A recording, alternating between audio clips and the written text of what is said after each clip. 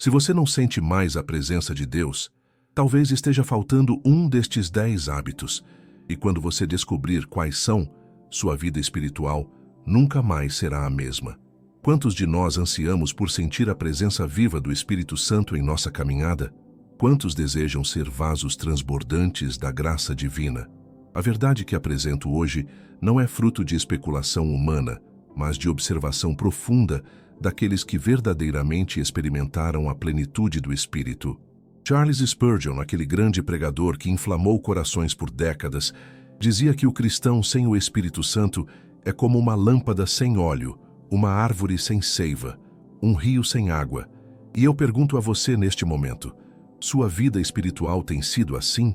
Uma forma vazia, desprovida da força que somente o Consolador pode trazer? Não estamos falando de misticismo vago ou de experiências emocionais passageiras que se desvanecem com a brisa da manhã seguinte.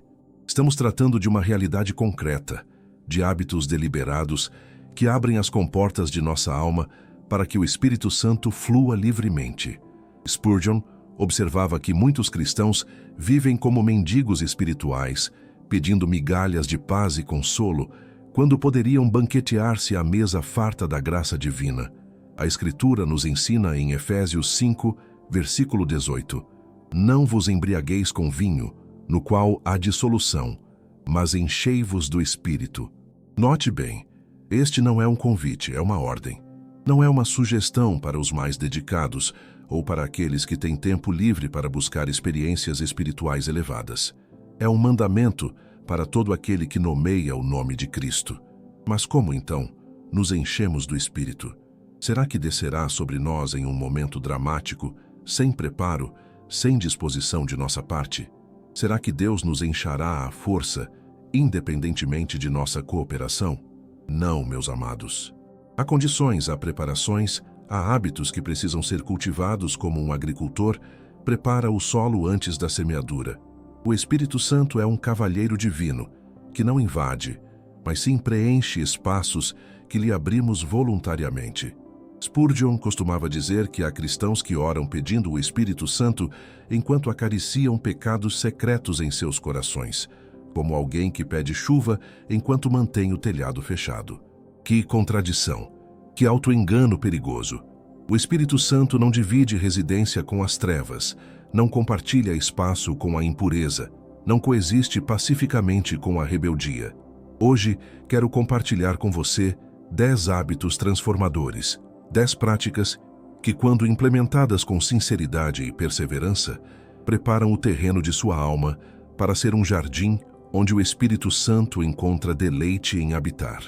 Não são fórmulas mágicas nem rituais vazios, mas princípios eternos extraídos das Escrituras e confirmados pela experiência de incontáveis santos ao longo dos séculos.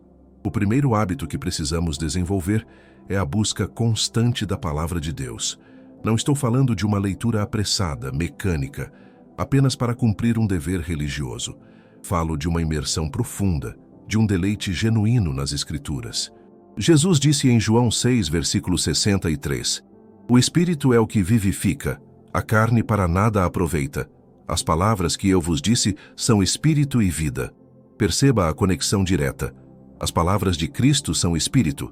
Quando você medita na palavra, quando a mastiga devagar, quando a deixa penetrar em sua consciência, você está criando espaço para o Espírito. Muitos cristãos mantêm suas Bíblias fechadas durante a semana inteira, esperando que o sermão de domingo seja suficiente para sustentá-los. Que engano! É como tentar sobreviver com uma única refeição semanal. O apóstolo Paulo escreveu aos Colossenses, capítulo 3, versículo 16. A palavra de Cristo habite em vós abundantemente. Abundantemente. Não escassamente, não ocasionalmente, mas abundantemente. Quando você desenvolve o hábito de começar seu dia na palavra, algo extraordinário acontece. Sua mente é renovada, seus pensamentos são redirecionados, seus desejos são transformados. A palavra age como um filtro divino, limpando as impurezas que se acumularam durante a noite. E onde há pureza, há espaço para o Espírito Santo operar. O segundo hábito fundamental é a oração contínua e sincera. Não me refiro apenas àquelas orações formais antes das refeições ou antes de dormir, embora essas também tenham seu lugar. Falo de uma comunhão constante com o Pai, um diálogo ininterrupto com o Criador. Paulo nos exorta em 1 Tessalonicenses 5, versículo 17. Orai sem cessar. Como é possível orar sem cessar? Desenvolvendo uma consciência permanente da presença de Deus. Se inscrevam no canal, amados, e continuem conosco nesta jornada de descoberta espiritual. Cada vídeo é uma oportunidade de crescimento, de aprofundamento, de transformação genuína. E antes de prosseguirmos, quero compartilhar algo especial com vocês.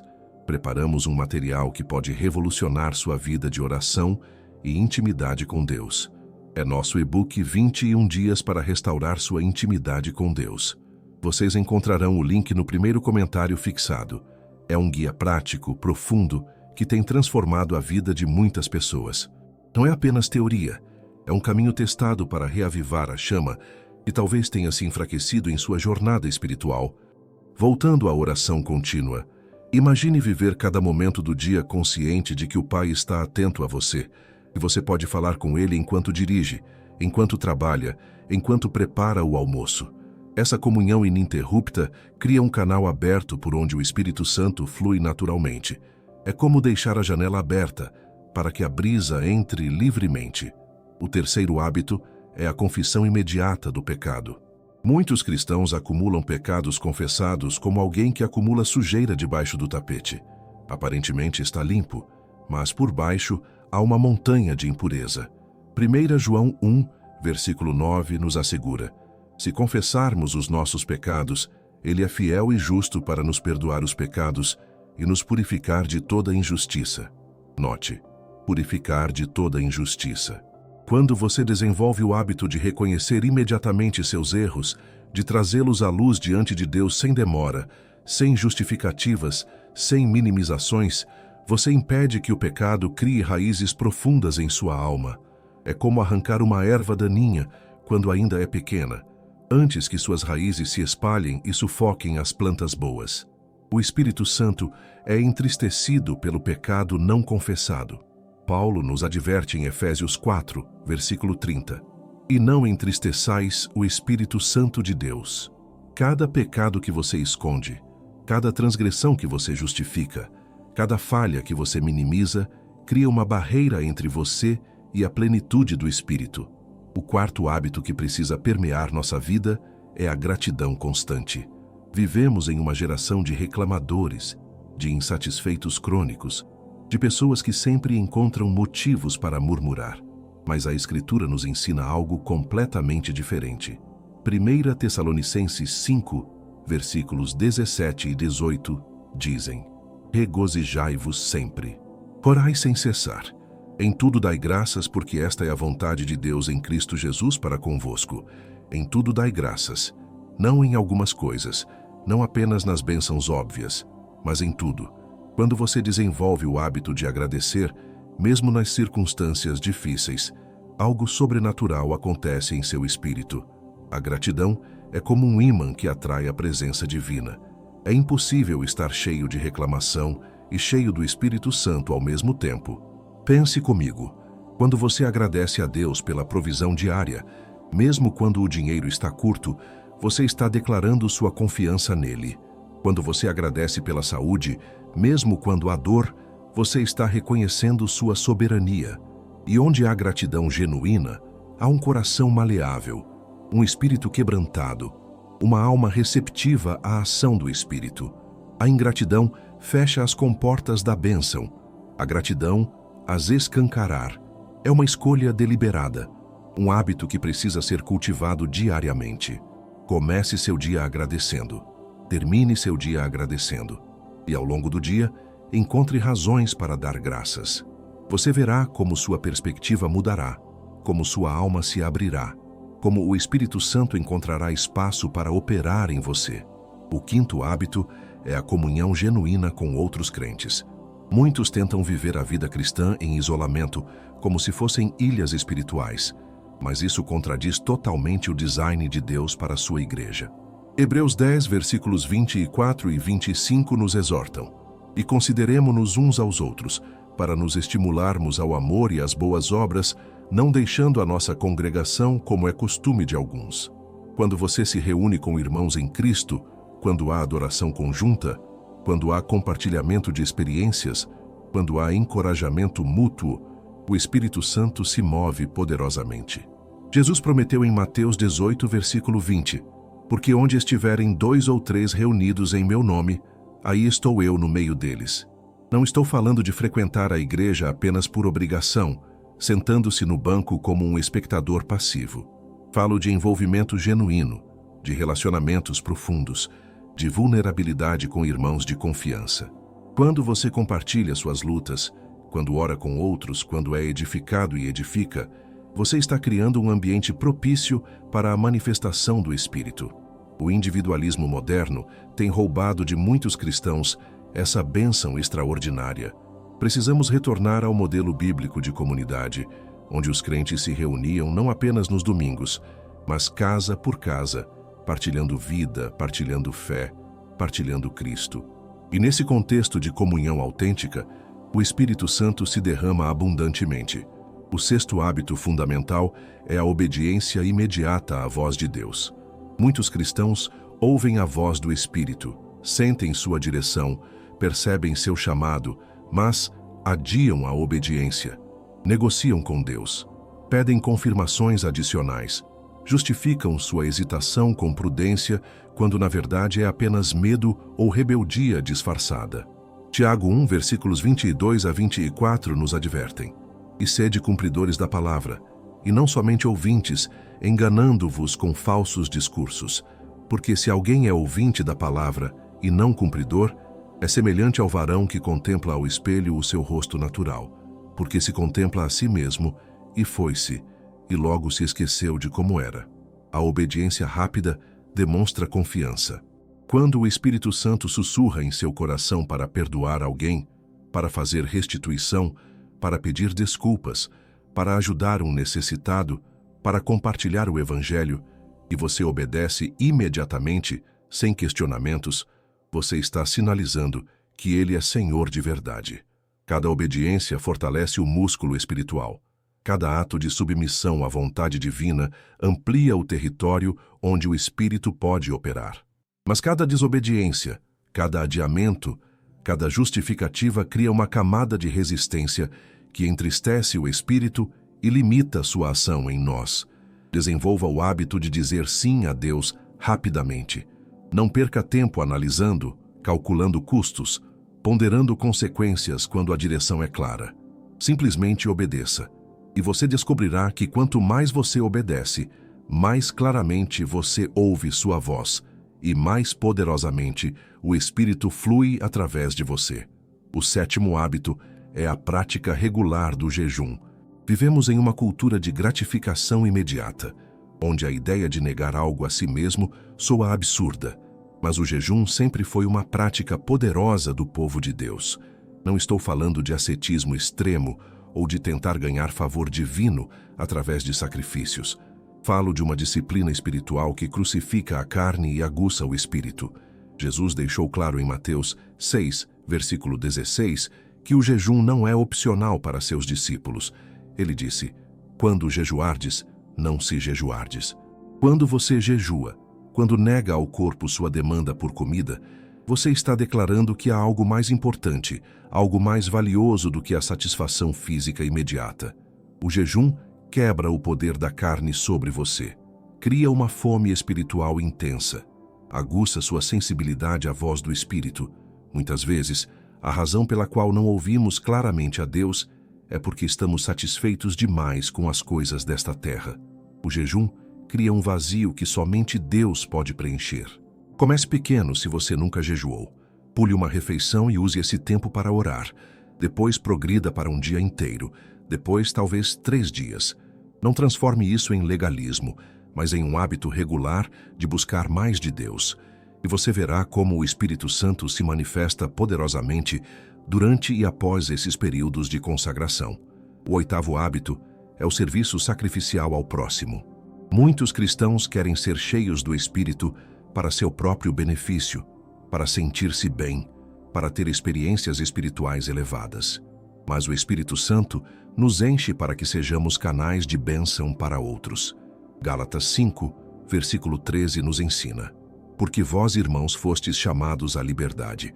Não useis então da liberdade para dar ocasião à carne, mas servi-vos uns aos outros pelo amor. Quando você serve, quando se doa, quando coloca as necessidades dos outros acima das suas, você está imitando Cristo. E onde há semelhança com Cristo, há plenitude do Espírito. O serviço não precisa ser grandioso ou público. Pode ser simples: visitar um doente, ajudar alguém com dificuldades, ouvir pacientemente quem precisa desabafar, compartilhar seus recursos com quem tem necessidade. Jesus lavou os pés dos discípulos. O Filho de Deus, cheio do Espírito Santo, não veio para ser servido, mas para servir. E se seguirmos seus passos, precisamos desenvolver esse mesmo coração servo, não por obrigação religiosa, mas por amor genuíno.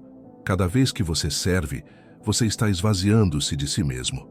E é justamente nesse esvaziamento que o Espírito Santo encontra espaço para preencher. Um copo cheio de água suja não pode receber água limpa até que seja esvaziado primeiro.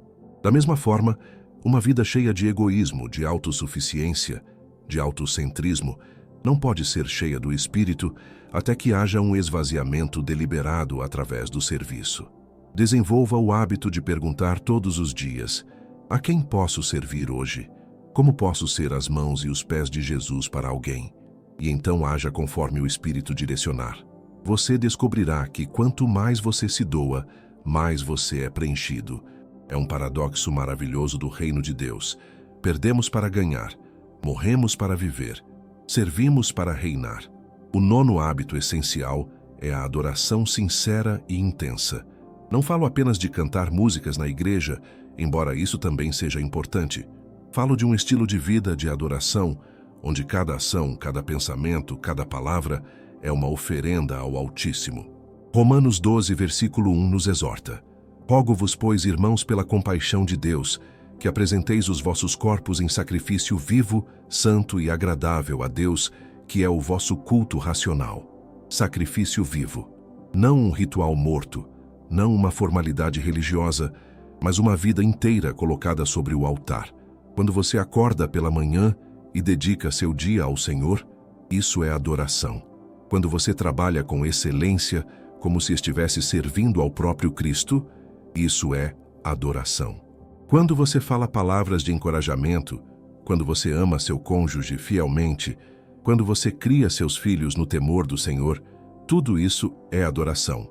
Mas há também aqueles momentos especiais de adoração concentrada, quando você se retira da correria do mundo e entra na presença do Rei. Quando você declara sua grandeza, quando você exalta seu nome, quando você se perde em contemplação de sua glória. Esses momentos são como combustível espiritual. Eles recarregam sua alma, renovam sua perspectiva, reacendem sua paixão. O Espírito Santo habita onde há adoração genuína. Ele não se deleita em rituais vazios, em músicas cantadas mecanicamente, em palavras repetidas sem significado. Mas quando há um coração verdadeiramente apaixonado por Deus, quando há rendição total, quando há exaltação sincera, o Espírito se manifesta poderosamente. Desenvolva o hábito de adorar mesmo quando não sente vontade. Adore nos vales escuros, não apenas nos montes iluminados. Adore na dor, não apenas na alegria. Adore na escassez, não apenas na abundância, porque a adoração verdadeira não depende de circunstâncias externas, mas de uma decisão interna de reconhecer quem Deus é, independentemente do que você está enfrentando. E, finalmente, o 10º hábito crucial é o cultivo da santidade prática. Muitos falam sobre santidade de forma abstrata, teológica, distante da realidade cotidiana. Mas a santidade bíblica é intensamente prática. É sobre escolhas diárias, sobre decisões momentâneas, sobre batalhas constantes contra a tentação e o pecado. 1 Pedro 1, versículos 15 e 16 nos ordenam: Mas, como é santo aquele que vos chamou, sede vós também santos em toda a vossa maneira de viver, porquanto está escrito: Sede santos, porque eu sou santo. Note, em toda a vossa maneira de viver, não apenas nos domingos, não apenas quando outros estão observando, mas em toda circunstância, em todo momento, em todo lugar. Santidade significa separação. Separação do pecado, separação do mundo, separação de tudo que ofende a Deus. Isso requer vigilância constante. Requer que você guarde seus olhos do que contamina, seus ouvidos do que corrompe, sua mente do que destrói. Requer que você tome decisões difíceis sobre relacionamentos, entretenimento, conversas, ambientes. A cultura moderna zomba da santidade. Chama-a de legalismo, de fanatismo, de intolerância. Mas não podemos nos deixar intimidar pela opinião dos homens. Se queremos ser cheios do Espírito Santo, precisamos ser santos, porque Ele é o Espírito Santo. Ele não habita em templos impuros. Ele não se mistura com a imundícia. Ele não convive pacificamente com o pecado. Isso significa que você precisa examinar sua vida regularmente. Há algo em sua casa que não deveria estar ali? Há programas que você assiste que entristecem o espírito? Há músicas que você ouve que alimentam a carne ao invés do espírito? Há relacionamentos que o puxam para baixo espiritualmente? Seja radical. Seja implacável com o pecado em sua vida.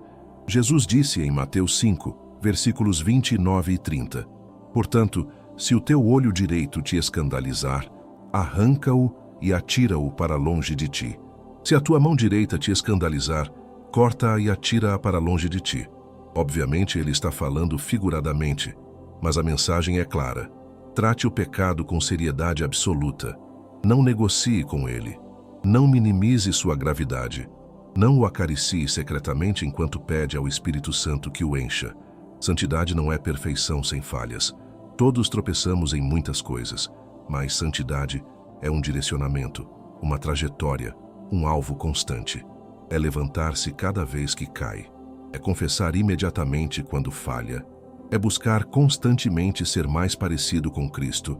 É odiar o pecado, mesmo quando ainda luta contra ele. Desenvolva o hábito de fazer escolhas santas. Quando enfrenta uma decisão, pergunte-se: isso agrada ao Espírito Santo? Isso reflete o caráter de Cristo? Isso contribui para minha santificação ou para minha carnalidade? E então, escolha o caminho da santidade, mesmo que seja o mais difícil, mesmo que seja o mais custoso. Esses 10 hábitos não são uma lista de checagem legalista. Não são obras mortas que você pratica para ganhar a salvação ou merecer o Espírito Santo. A salvação é pela graça mediante a fé, e somente por isso. Mas esses hábitos são os meios que Deus estabeleceu, através dos quais seu Espírito flui mais livremente em nossas vidas. Pense neles como canais. Quando você abre esses canais através da prática constante desses hábitos, o rio do Espírito corre abundantemente. Quando você os bloqueia através da negligência, da desobediência, da carnalidade, o fluxo é interrompido. Não porque Deus seja mesquinho ou limitado, mas porque Ele respeita as condições que Ele mesmo estabeleceu. 2 Crônicas 7, versículo 14, nos mostra esse princípio claramente. E se o meu povo, que se chama pelo meu nome, se humilhar e orar, e buscar a minha face, e se converter dos seus maus caminhos, então eu ouvirei dos céus, e perdoarei os seus pecados, e sararei a sua terra. Veja, há condições da nossa parte, e há promessas da parte de Deus. Quando cumprimos nossa parte, Deus cumpre a sua. Quando abrimos os canais, Ele envia o rio. Quando preparamos o terreno, Ele envia a chuva.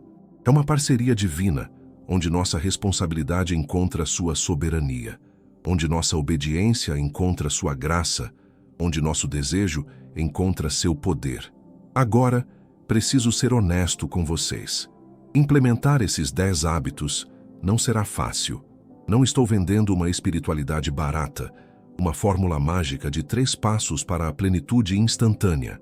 Estou falando de uma transformação profunda, de uma reestruturação completa de suas prioridades, de uma reorientação radical de sua vida.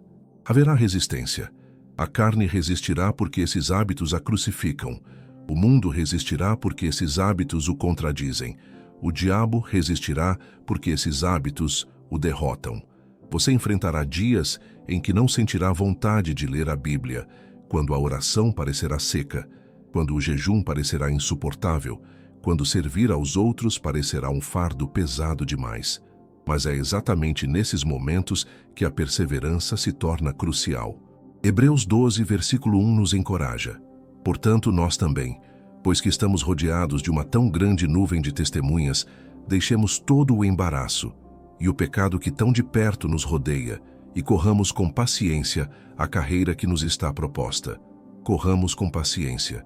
Não desistamos no primeiro obstáculo. Não abandonemos quando a jornada se tornar difícil. Pense nos grandes homens e mulheres de Deus ao longo da história. Nenhum deles chegou à plenitude espiritual por acidente.